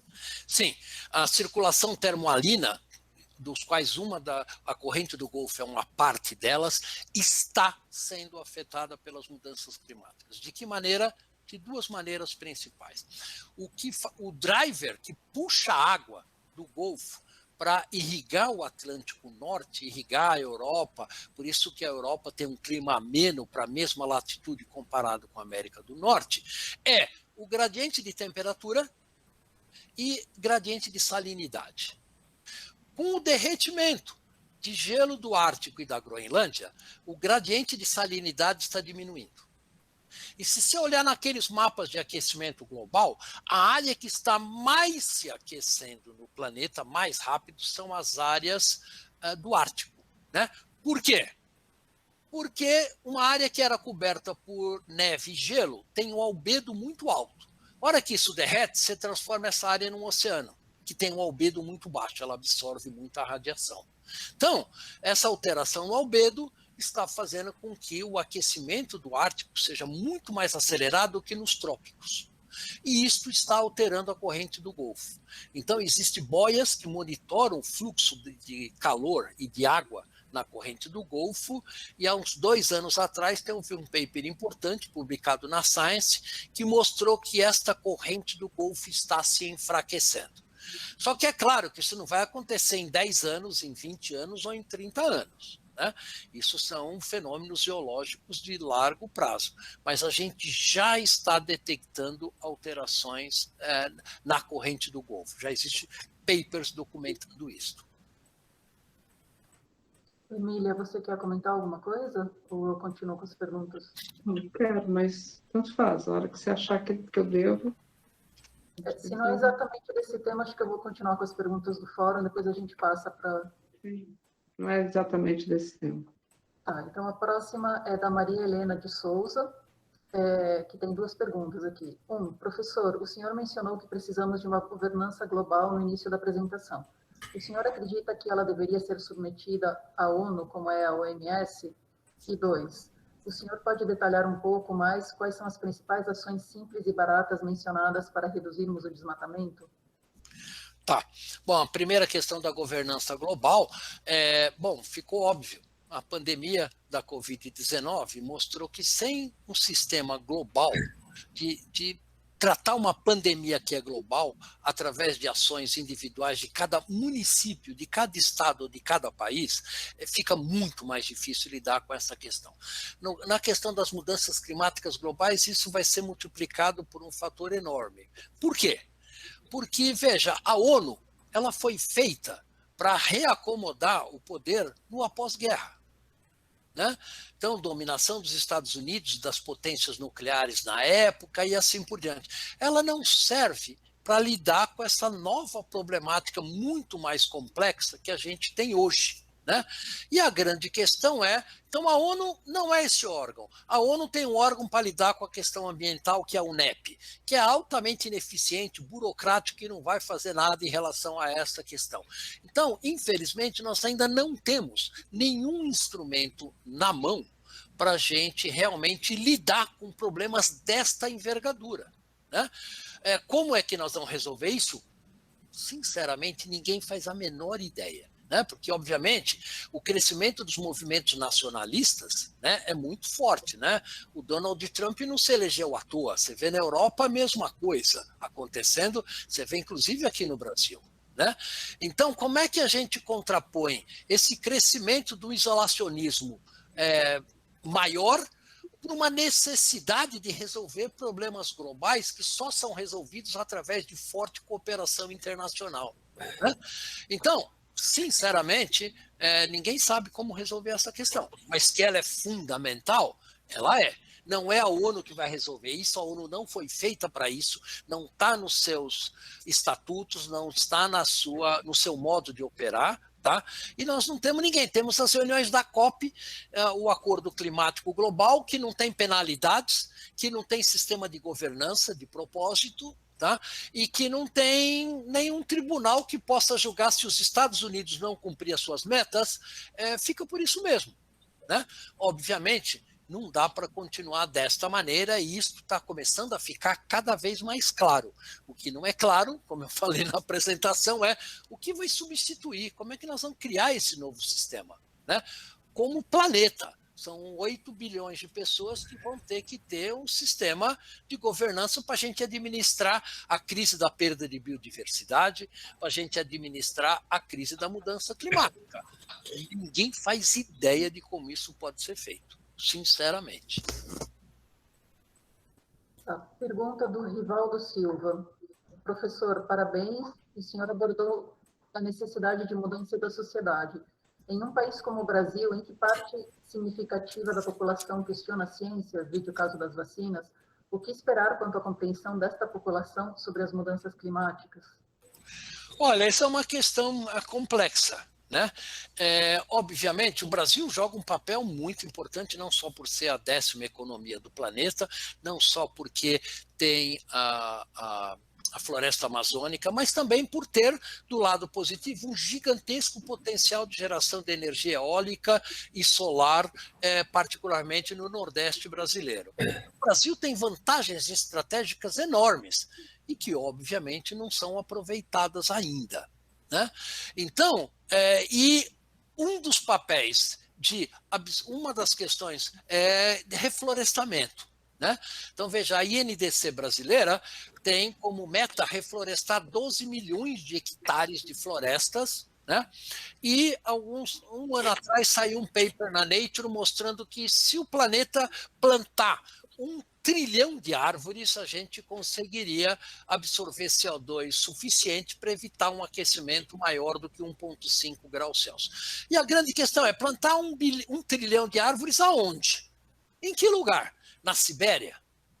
Na floresta boreal, onde uma árvore demora 50, 60, 70 anos para crescer, ou em países tropicais? Então, nós vamos transformar os países tropicais em mero absorvedor de CO2, enquanto os países desenvolvidos continuam com o seu nível de vida emitindo CO2, tendo um padrão de qualidade de vida altíssimo, né? Então, por isso é que essa questão das desigualdades são muito importantes. E é importante a desigualdade também dentro dos países, né?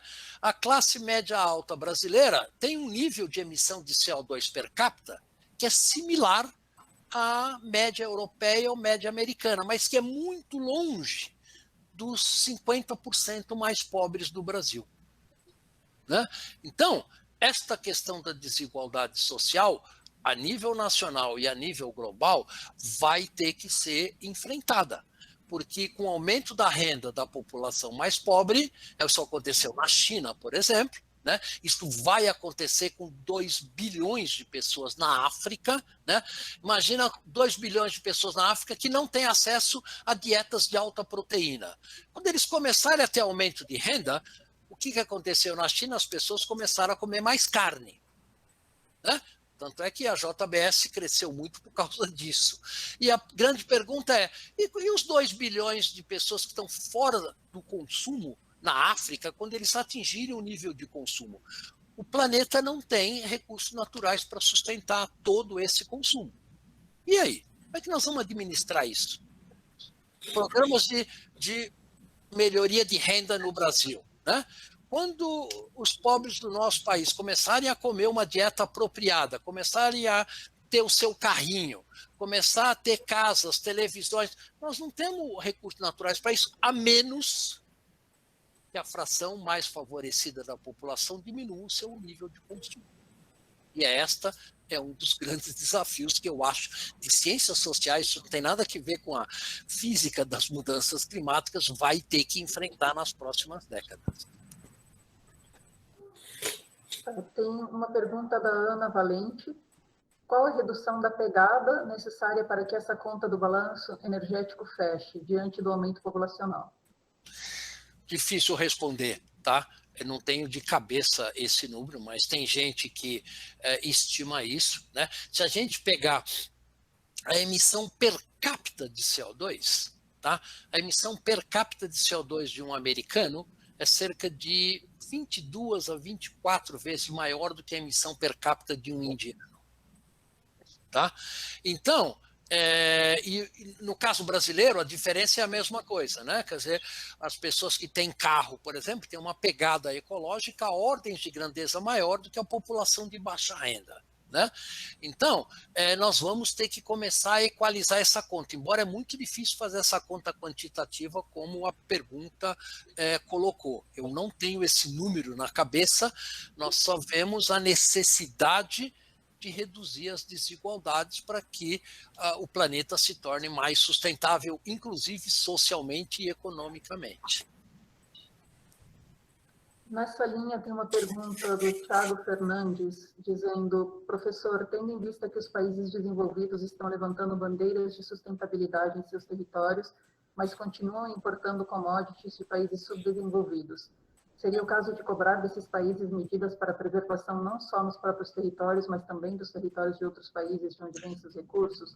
Como isso poderia ser feito? Exatamente isso é o que está na mesa de negociações agora, né? Mas há uma resistência gigante dos países desenvolvidos em pôr dinheiro nesse chamado fundo verde, que foi até discutido pelo Joe Biden, e já existe algumas iniciativas globais de auxílio financeiro para os países em desenvolvimento fazerem essa transição. Só que, por exemplo, o Joe Biden falou de um fundo de 2 a 3 bilhões de dólares por ano. Isso é absolutamente nada perto do tamanho do problema que a gente tem que enfrentar, né? Nós temos que falar de centenas de trilhões de dólares, que é o tamanho da indústria petrolífera, né? A segunda questão é quem paga essa conta? São os consumidores ou é a indústria do petróleo? Ou é a indústria do agronegócio que acabou tendo lucros trilionários, né, ao longo dos últimos 10, 20 ou 30 anos? Né?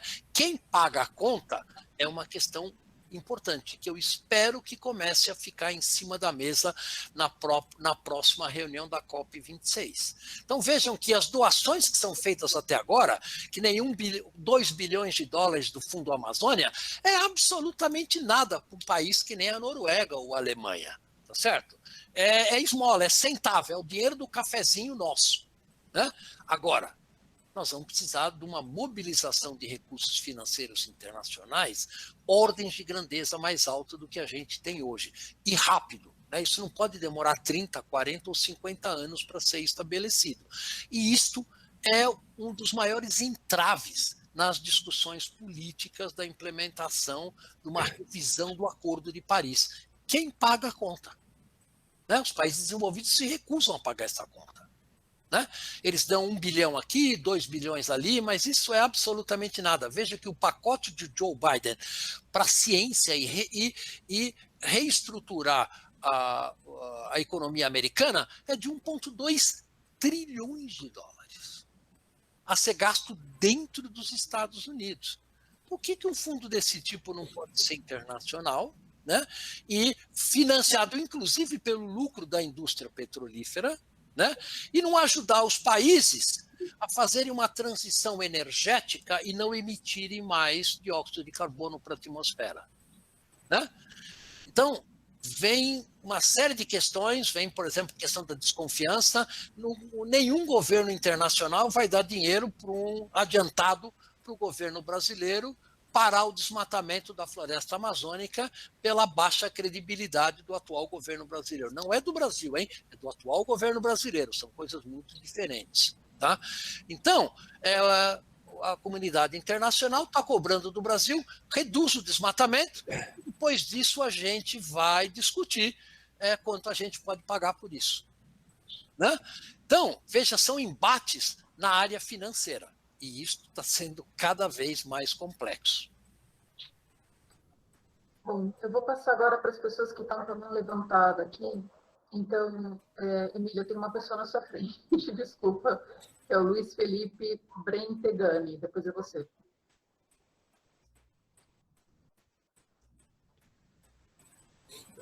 Luiz Felipe, você está aí?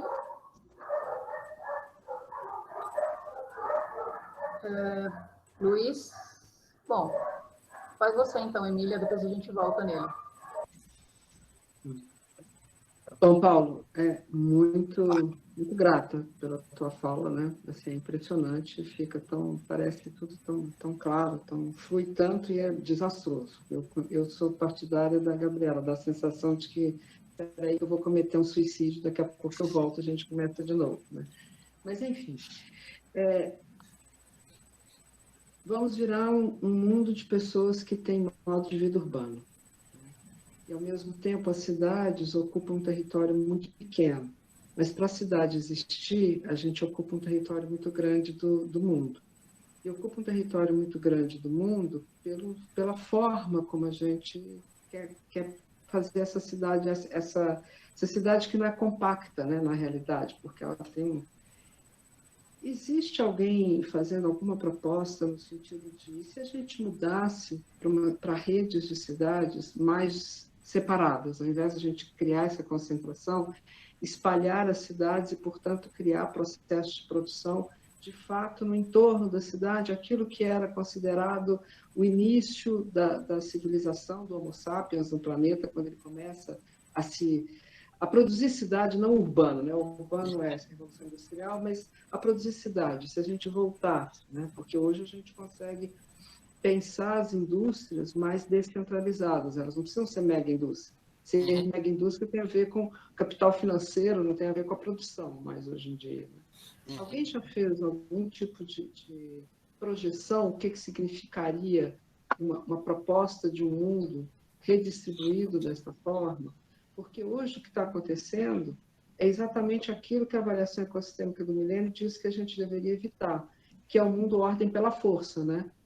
Assim, o que aconteceu nos últimos 5 anos, principalmente, a gente está vendo o mundo virar ordem pela força. Né? E não tem nada de orquestração global, né? Que era uma coisa que parecia interessante, nem o Tecnojardim, que é uma alternativa aí, mais ou menos, nem esse cenário a gente tem visto. Né? Você acha que tem alguém projetando alguma coisa nesse sentido? Ou pensando? Olha, eu acho que não só tem alguém projetando, como tem gente fazendo, Emília. Tá? Por exemplo, você vê alguns países como a Holanda. Tá? Você não vê uma cidade de 20 milhões de habitantes na Holanda. Tá? Eles têm um conjunto de cidades a cada 20 quilômetros do país, que é uma casquinha de nada, tá?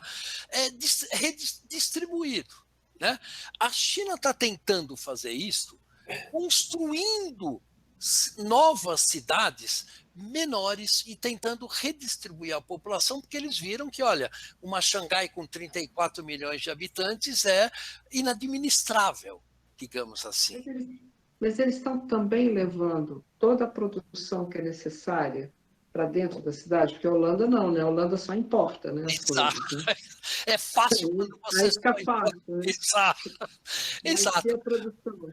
Olha, eu sinceramente eu não conheço nenhuma experiência nessa direção que você coloca, por exemplo. Mas, obviamente, essa pode vir a ser uma das soluções. Às vezes as pessoas perguntam, escuta, qual é a solução para a mudança climática? Gente, vão ser milhares. Uma delas é isto. As cidades vão ficar insuportáveis, né? Vão ficar insustentáveis. Né? É uma tal concentração de energia, alimentos, água, matérias-primas, que pode ficar um mundo realmente inabitável, digamos assim. Né? Cenários daqueles Blade Runner da vida ou coisa desse tipo. Né? Agora, como? Agora, tem razões, porque, por exemplo, a população de baixa renda migra para as cidades, é onde está o emprego hoje. Né? Então, isso precisa ser feito junto com toda uma rediscussão de políticas industriais, políticas demográficas e assim por diante. E eu não conheço nenhum país que consiga fazer isso daí de uma maneira organizada. No Brasil nem se fala, né? A gente sequer esquece. A América Latina inteira é bom não pensar nisso nesse momento. Exatamente. Né? Mesmo a Argentina estando do jeito que está. Mas por isso que eu falei a questão da urbanidade. Aquele meu slide, eu acho que é muito importante, gente. Ou a gente acha uma maneira de construir cidades sustentáveis, ou esquece a vida das próximas gerações, para os meus netos, vai ser um inferno. Né? Então, a gente precisa fazer a ciência precisa fazer essa lição de casa, né? De pensar exatamente nessa questão, Emília, que você está colocando. Obrigada, Paulo. Obrigado mesmo. Luiz? Não eu, né? Não, é você mesmo. O outro eu mesmo. Não, eu tinha uma questão um pouquinho técnica para falar com o Paulo, eu vou aproveitar que ele está aqui, embora talvez não seja o coração da questão, que é a questão, você falou um pouco, né, Paulo, sobre a questão do metano, né? Eu, quando esteve aqui no semestre passado, a Thelma, eu também perguntei a mesma coisa para ela. Mas agora eu quero perguntar de uma maneira um pouquinho mais assim, formulada. Nós sabemos todos que, bom, o CO2 é o rei, porque o CO2 é basicamente o gás que fica muito tempo na atmosfera, etc, etc, que o metano é sempre considerado um gás menos importante por causa da brevidade do seu tempo na atmosfera. Acontece que uma coisa que até agora eu não consegui perceber, mesmo nos relatórios do IPCC, é o fato seguinte, quer dizer, nós sabemos também que o metano se oxida e que, portanto, ele vira CO2. Uhum. E, portanto, ele num espaço de 5 anos, 100 vezes, com potencial de aquecimento global 100 vezes maior, depois de 20 anos, 80 e tantos, depois de 100 anos, ele é calculado como 20 vezes. Isso. Agora, esses 20 vezes não está levando em consideração o fato que ele já virou CO2, ou muito me engano, mas a minha impressão é que, pelo que eu consigo ler nos relatórios, etc., essa oxidação não é levada em consideração na conta do metano, é levada em consideração na conta do CO2, aí é desleal. Boa pergunta, Luiz. É complexa, mas deixa para esclarecer todo mundo. O metano é um gás de efeito de estufa muito especial, né? E, na verdade, não há qualquer país que tenha obrigação de redução de metano nas suas NDCs. A principal razão é de que as maiores fontes de metano são principalmente pecuária, produção de alimentos e vazamento de gás natural na exploração de gás natural. O metano ele tem uma meia-vida atmosférica de 11 anos. Tá? Então, em 11 anos, a concentração dele cai para metade. Tá? Ou seja, traduzido em miúdos, e a meia-vida do CO2 é da ordem de 2.000 a 50.000 anos. Tá? Os processos de absorção de CO2 são muito lentos. Bom, por que o metano é importante? Porque uma redução na emissão tem um impacto muito rápido, por causa da meia-vida dele é só de 11 anos. Ele não vai ficar milhares de anos na atmosfera como o CO2. Então, nesse novo relatório do IPCC, né, tem um capítulo sobre o Short-Lived Climate Forcers, que eu sou um autor principal. Lida com metano, black carbon, precursores de ozônio e VOCs. Tá? E aí, a primeira vez que o IPCC põe um capítulo dedicado para a questão do metano, porque a importância dele está aumentando. Né? Ele é 30%, a forçante radiativa total, tá, do CO2, 30% está associado com o metano. Ou seja, ele não é mais desprezível como era 20 anos atrás, principalmente pelo aumento das emissões nos últimos anos. Mas ele tem uma vantagem: reduzir as emissões de metano, você tem um impacto rápido no meio ambiente, porque a meia-vida dele é 11 anos só. Ele vai sumir do mapa rapidinho. Só que, para mexer nas emissões de metano, você tem que mexer com consumo de carne, com produção de arroz alagado no sudoeste da Ásia e com a indústria petrolífera, onde a emissão de gás natural, a exploração de gás natural causa enormes emissões de metano. Tá? Então veja que o foco do Acordo de Paris é em CO2, mas talvez esse foco foi errado, porque na verdade se você lidar conjuntamente com reduções de ozônio, metano e black carbon, isto você consegue resultados muito mais rápido. E tem um capítulo dedicado do IPCC só para lidar com isso no próximo relatório do IPCC, Luiz. Então isso que sai no final do ano? Ele vai sair em setembro. Setembro, maravilha. Obrigado, Paulo. Professora, eu tenho uma pergunta relacionada a um comentário que você fez. Acho que o Jolie também está com a mão levantada, Gabriela. Mas eu também estou com a mão levantada. Eu estava, desculpa. Vamos lá. Estou falando na ordem aqui. Desculpe. Não, a minha pergunta é porque você comentou que você fez uma palestra na JBS. Então, assim, em primeiro lugar, eu fiquei extremamente feliz de saber disso, porque uma das coisas que a gente sempre levanta aqui, no final de muitas aulas, é que a gente não está conseguindo fazer com que essa informação chegue nas pessoas certas, que são justamente as grandes corporações. E a minha pergunta é, não sei se você poderia compartilhar qual foi a reação desse pessoal na JBS. A tua informação está errada. Essas pessoas sabem muito melhor essa informação, inclusive, do que nós. Tá? Não é à toa que o presidente da JBS pediu uma palestra sobre os cenários de emissões de gás de efeito estufa. Quer dizer, essa ideia de que esses caras não sabem o que estão fazendo é errada, Gabriela. Eles sabem muito bem, melhor que nós até. Tá? O que eles estão defendendo o negócio deles, eles querem aumentar o lucro no menor espaço de tempo, não importa as consequências futuras. Só que o que está mudando internacionalmente é de que as consequências futuras estão pesando cada vez mais na sustentabilidade dos negócios. Mais e mais bancos vão deixar de financiar, por exemplo, projetos agropecuários que não sejam sustentáveis, aí entre aspas. Tá? Então, eles sabem muito bem. E a preocupação dele era principalmente com o boicote internacional, por exemplo, se tem fundamento ou se não tem fundamento, por exemplo. Né? E aí eu lembro que chegou uma hora que ele me perguntou, escuta, se você estivesse no meu lugar, o que você faria? Eu fui bem claro para ele, falei duas coisas. Primeiro, foge da Amazônia. Né? Segundo, vai criar suas vacas, seus bois no Rio Grande do Sul, no Uruguai e na Argentina. Saia do Mato Grosso, porque daqui a 20, 30 anos, todos os modelos climáticos mostram que vai ser difícil até criar grama ou soja lá naquela região. Tá? Então, você vê pela pergunta do presidente da JBS, e aí eu conversando com os amigos, o presidente da Cragwil também pediu uma palestra para o Carlos Nobre. Todos esses caras estão antenados nessa questão agora, principalmente por causa do boicote internacional. Né?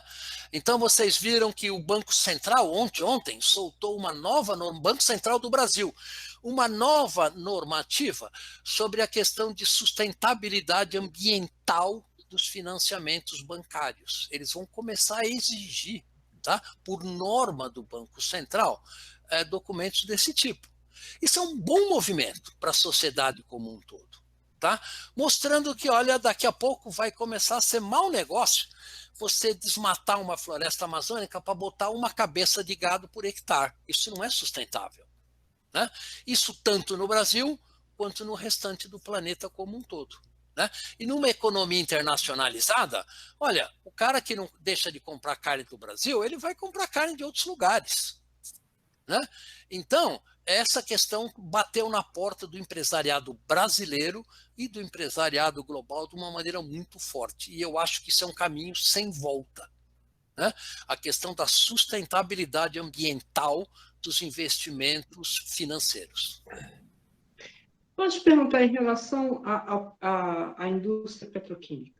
Ela está com essa mesma preocupação? Essa não tem saída, na minha opinião. Né?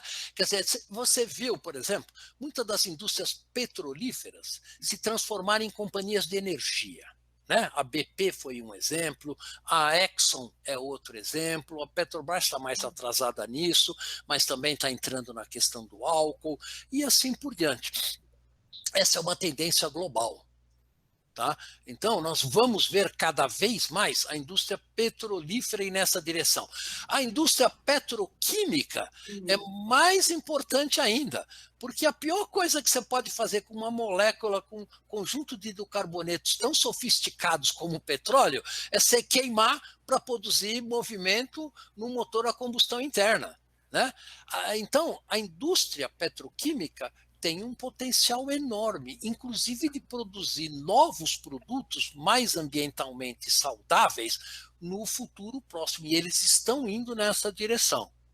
Né? Só que a inércia da indústria, nós falamos em décadas, né? Não se pode falar em 1 ano, 2 anos ou 5 anos. Jolie. Obrigado, Paulo, pela excelente palestra. A sua didática acho que deixa todos nós muito impactados com os fatos, a sua maneira de apresentar. Mas eu queria que você falasse um pouco, aproveitar, estamos terminando a aula, sobre, para a gente continuar essa conversa, sobre o webinar que o Programa de Mudanças Climáticas está fazendo semana que vem para discutir justamente a NDC brasileira. Pode falar um pouquinho a respeito? Boa. Eu pus o link aqui para o pessoal no chat. Ótimo. Gente, o Programa de Mudanças Climáticas vai fazer 3 webinários. Né? O primeiro webinário vai ser sobre a NDC brasileira. Gente, nós vamos discutir com a sociedade brasileira, não deixar essa tarefa só para o governo, né? Colocar quais são as obrigações do nosso país como um todo. Né? Então, nós organizamos 3 webinários para discutir a NDC brasileira. O primeiro lida com os aspectos mais importantes da NDC brasileira: florestas, energia e transportes. né? Então, nós estamos chamando especialistas para fazer uma análise da NDC brasileira nesses 3 aspectos. O segundo webinário, que vai ser coordenado pelo Jacques Markovic, vai lidar com os aspectos sociais e econômicos e de governança, né? Thelma Krug vai ser um dos participantes, né? Então vai discutir essas coisas que a gente está discutindo, a economia das mudanças climáticas, né? Por exemplo, envolvimento do setor privado. Sem envolvimento do setor privado, esquece, nós não vamos sair desse sufoco de jeito nenhum, só com os governos, né? Agora, como fazer isso? De que maneira? Né? Então, precisamos do pessoal da economia que possa dizer isso para a gente. O terceiro webinário é sobre as iniciativas subnacionais. O que a gente quer dizer com isso? O Estado de São Paulo tem um plano estadual de mudanças climáticas. A cidade de São Paulo, Rio de Janeiro, Recife, Salvador, tem vários planos municipais de mudanças climáticas. Por que isso é importante? Gente, não vamos esperar só o governo federal fazer a sua parte. A gente tem que fazer na sua cidade, no seu estado, o que, por exemplo, mudança no setor de transporte. Isso é atribuição dos municípios, né? Mudança na logística, por exemplo, é muito questão dos estados. Então, esse último webinário vai discutir a eficiência, a eficácia e alguns exemplos das iniciativas subnacionais. Então, são 3 webinários, um em maio, outro em junho, outro em julho, que eu acho que vai ampliar esse debate que nós estamos fazendo aqui para um universo ainda mais amplo do que a gente está discutindo. E obrigado, Jolie, por lembrar essa questão. Não gosto de fazer propaganda, mas eu acho que isso é importante e muita gente pode estar interessado. É uma forma da gente continuar a discussão, né? Claro. Gente, então acho que isso, já são 18h01, passamos 1 minuto do final da aula. Eu só queria fazer um último comentário sobre aquela questão que você falou, Paulo, de que o pessoal das empresas sabe, mas então eles não têm filhos e netos, como é que esse pessoal dorme? Essa é a pergunta. Eles dormem sentados no dinheiro. O que rola os governos e o que rola a economia não é os filhos e os netos. É o dinheiro que entra no bolso nesse ano, gente. Vamos acordar. O sistema econômico é desenhado desse jeito. A política brasileira funciona desse jeito. É na grana, é no dinheiro. Não é no filho e no neto. Ninguém está pensando em 50 ou 100 anos, infelizmente, né? A gente está brincando, tá? Mas, na verdade, isso é um aspecto que eu achei que era importante levantar aqui, né? Todo o sistema de governança que a gente tem hoje, das empresas, pensa em 2 anos, 5 anos no máximo. Quem empresa que faz um plano plurianual de 10 anos, dificilmente consegue atuar no seu plano. Então, nós precisamos mudar essa mentalidade, tá? Não pensar em 1 ano ou fazer um plano de governo para os próximos 4 anos, mas pensar na sustentabilidade do nosso país, que vai ser fortemente impactado pelas mudanças climáticas nos próximos 30 ou 40 ou 50 anos. Né? E isso é uma tarefa de nós, como pesquisadores, dos estudantes que estão entrando agora, se conscientizar disso, porque, gente, sem isso não tem saída. Fazer planejamento para 1 ano ou 4 anos não vale nada neste cenário. Né? Tem que olhar para o curto prazo, mas sem deixar de olhar para o longo prazo.